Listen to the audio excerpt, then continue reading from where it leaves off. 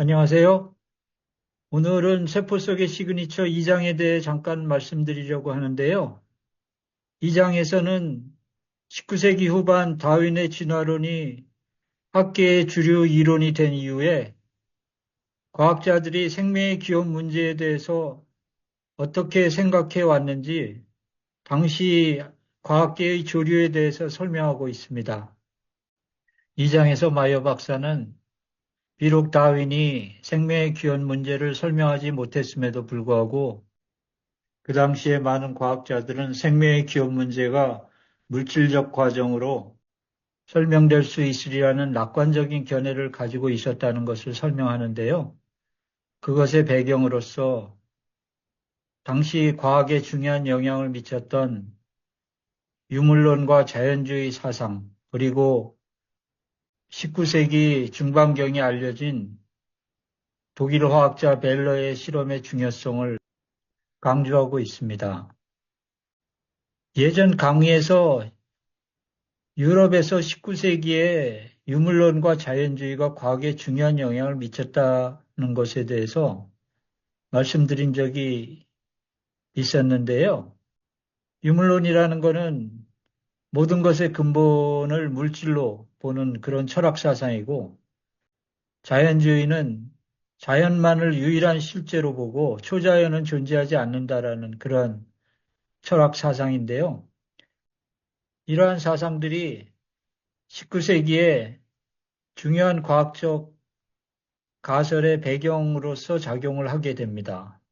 이러한 가설들에 대해서는 책의 본문의 내용을 들어보시면 좀 더 잘 아실 수 있으실 것이고요.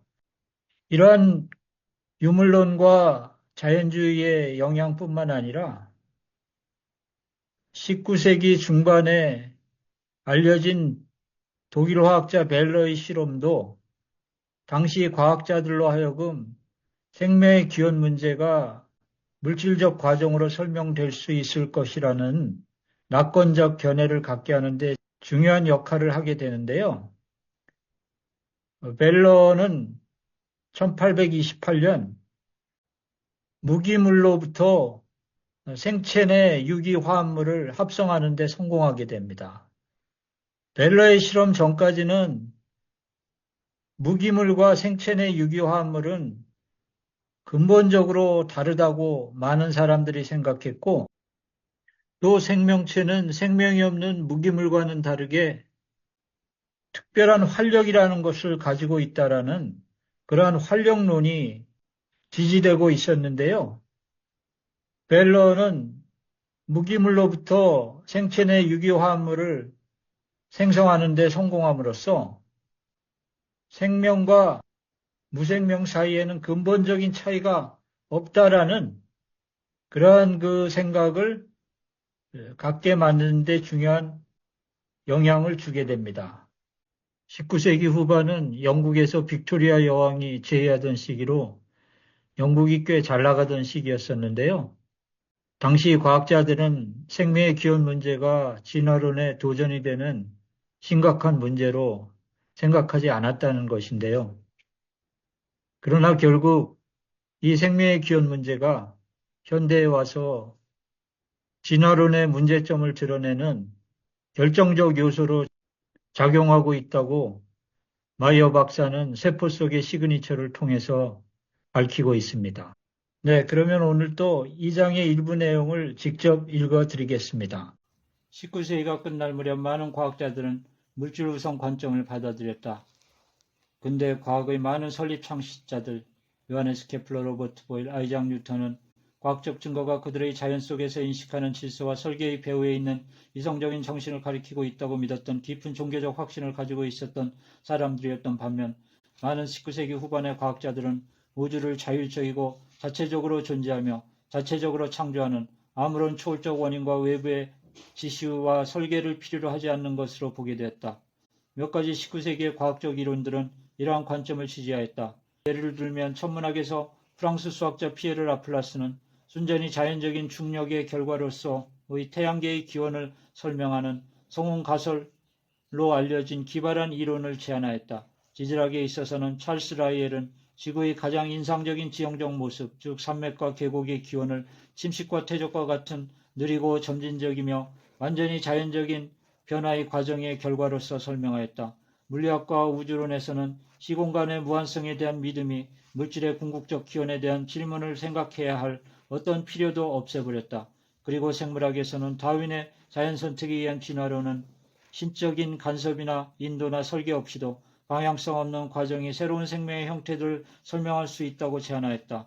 통합적으로 이러한 이론들은 태양계의 기원 이전부터 현대적 생명 형태의 출현에 이르기까지 자연사에 있어서 가장 중요한 사건들이 오로지 자연적 과정에 의하여 어떠한 설계 정신이나 지성의 도움과 인도 없이 설명할 수 있게 했다. 이러한 관점에선 물질은 언제나 존재했었고 선재하는 어떠한 지성의 도움 없이도 실로 그 자신을 배열시킬 수 있었다. 그러나 최초의 생명에 대한 기원은 자연주의적 설명의 정교한 그림 속에 작은 구멍으로 남아 있었다. 비록 라플라스의 성운가설이 우주에 대한 유물론적 개념에 대해 추가적 지원을 제공했지만 그것은 또한 지구상의 생명을 전적으로 물질적인 용어로 설명하려는 시도들을 어렵게 했다. 라플라스의 이론에 의하면 지구가 한때는 너무 뜨거워서 생명체가 살 수 없었고 따라서 생명을 유지하는 데 필요한 환경적 조건이 만들어진 것은 행성이 물에 끓는 점 이하로 식은 이후였다. 이러한 이유로 성운가설은 생명이 영원히 존재해왔던 것은 아니고 대신 지구의 역사 속의 특정한 시간에 나타났다는 것을 내포하였다. 과학적 유물론자들에게는 생명은 물질 그 자체와 같이 영원부터 주어진 자체적으로 존재하는 실제로서 간주될 것이다. 그러나 이것은 더 이상 믿을 만한 설명이 되지 못하였다. 지구상에 생명이 없었던 시기가 있었던 것이다. 그리고 후에 생명이 나타났다. 유물론적 사고의 방향성을 가진 많은 과학자들에게는 이것은 차가워진 생명 이전의 지구에서 어떤 무생물적 물질로부터 생명이 진화해 왔었음을 의미하였다. 그러나 아무도 어떻게 이것이 일어났을지에 대해서는 자세한 설명을 하지 못하였다. 다윈 자신이 1866년 썼듯이 비록 미래 어느 때에 가서는 알려질 것으로 기대하지만 현재로서는 그것은 나에게는 과학의 영역 너머에 있는 것으로 보인다. 빅토리아 후기 시대의 생물학자들은 생명이 처음에 어떻게 생겨났는지에 대한 자세한 설명의 부재에 대하여 거의 관심을 갖지 않았다. 왜 그랬을까라는 당연한 의문이 나에게 들었다. 생명의 기원 연구가 현재 난관에 처해 있다는 것을 막 알게 된 1986년의 당시를 기준으로 한 나의 관점에서 보면 빅토리아 시대 사람들의 냉담함은 그 자체로서 약간 신비스럽게 보였다. 내가 케임브리지에서의 첫 해 동안 이 질문에 대한 조사를 시작하면서 나는 이 과학자들이 이러한 관점을 유지했던 몇 가지 이유가 실제로 있었다는 것을 발견했다. 비록 많은 과학자들이 다윈이 생명의 기원 문제를 해결하지 못했다는 것을 알았지만 그들은 프리드리히 벨러의 실험의 결과에 의해 깊이 영향을 받았기 때문에 그 문제가 해결될 수 있을 것이라고 확신하였다. 19세기 이전에는 많은 생물학자들은 생명을 만드는 물질은 생명이 없는 화학 물질과는 성질 면에서 다르다는 것을 거의 공리처럼 받아들였었다. 이 생물학자들은 생명체는 유기체의 특이하고 성질 면에서 차이가 나는 존재성을 부여하는 비물질적인 성질 또는 힘, 즉 생명력을 가지고 있다고 생각했다. 이러한 신비한 생명력이 유기물질의 특이한 성질을 가지게 하므로 활력론자들은 또한 보통의 무기물질을 유기물질로 바꾸는 것은 불가능하다고 생각하였다. 결국 무기물질은 간단히 말해 특별한 성분, 비물질적인 바로 그것이 결여되어 있었다. 이것이 벨러의 실험이 아주 혁명적인 이유이다. 그는 두 가지 다른 형태의 무기물질이 결합하여 유기물질, 비록 고상한 종류의 것은 아니었지만 유기물질을 생성한다는 것을 보여주었다. 비록 일부 과학자들은 20세기 들어서까지도 활력론을 계속 지지했지만 그들은 그것을 다른 근거에서 지지해야 했다. 그리하여 벨러의 실험은 생명의 기원에 관하여 생각하는 것에 대하여 직접적인 영향을 미쳤다. 만약 유기물이 실험실에서 두 개의 무기화합물을 합쳐서 만들어질 수 있다면 아마도 유기물질은 오래전 과거의 자연 속에서도 형성될 수 있었을 것이다. 만약 유기물이 무기물로부터 나온다면 생명 자체도 같은 방식으로 나올 수 없겠는가? 결국 활력론이 지금 보이는 것처럼 틀린 것이라면 생명이라는 것은 화합물들의 조합이지 않겠는가. 다른 과학적 분야에서의 발전도 이러한 사고의 경향을 강화시켰다. 1850년대에 허만 폰 헬름홀츠라는 열과 에너지 연구, 연력학에 있어서의 선구자인 독일 물리학자는 에너지 보존 법칙은 생물계와 무생물계 모두에 동일하게 적용된다는 것을 보였다. 에너지 보존이란 에너지는 물리적 과정 중에 생성되거나 파괴되지 않으며 단지 다른 형태로 전환되는 것이라는 개념이다. 예를 들어 가솔린에 있는 화학에너지는 엔진에 의해 차를 움직이는 데 사용된다. 엔진은 가솔린을 태우고 그것을 소모시킨다. 그러나 가솔린에 들어있던 에너지는 파괴된 것이 아니다. 그것은 열량 또는 열적 에너지로 전환되어 실린더에서 역학적 또는 운동 에너지로 바뀌어 차를 움직이게 한다. 헬름홀츠는 운동 중에 근육질이 만들어내는 열량을 측정함으로써 이와 같은 에너지 보존 원리가 생체계에도 적용된다는 것을 보여주었다. 그의 실험은 비록 근육이 화학적 에너지를 소모하지만 근육은 또한 그것이 수행하는 일과 생성해내는 열량의 형태로 에너지를 소모한다는 것을 보였다. 이러한 과정들이 균형을 이루고 있다는 것은 연력학 제1법칙으로 알려지게 된 에너지는 생성되거나 파괴되지 않는다는 것을 지지하였다. 이러한 연력학 제1법칙이 정리되기도 전에 이미 헬름홀츠는 그것의 한 형태를 사용하여 활력론을 반박하였다. 만약 생명 유기체가 에너지 보존에 종속되어 있지 않다면, 만약 비물질적이고 측정할 수 없는 활력이 유기체에 공짜로 에너지를 제공할 수 있다면 연구운동이 가능할 것이다. 그러나 그것이 불가능하다는 것을 우리는 관찰로부터 알고 있다고 헬름홀츠는 주장하였다. 새로운 과학적 발견이 오랫동안 유지되어 왔던 활력론을 약화시키면서 그것은 또한 과학적 유물론자들의 자신감을 증가시켰다.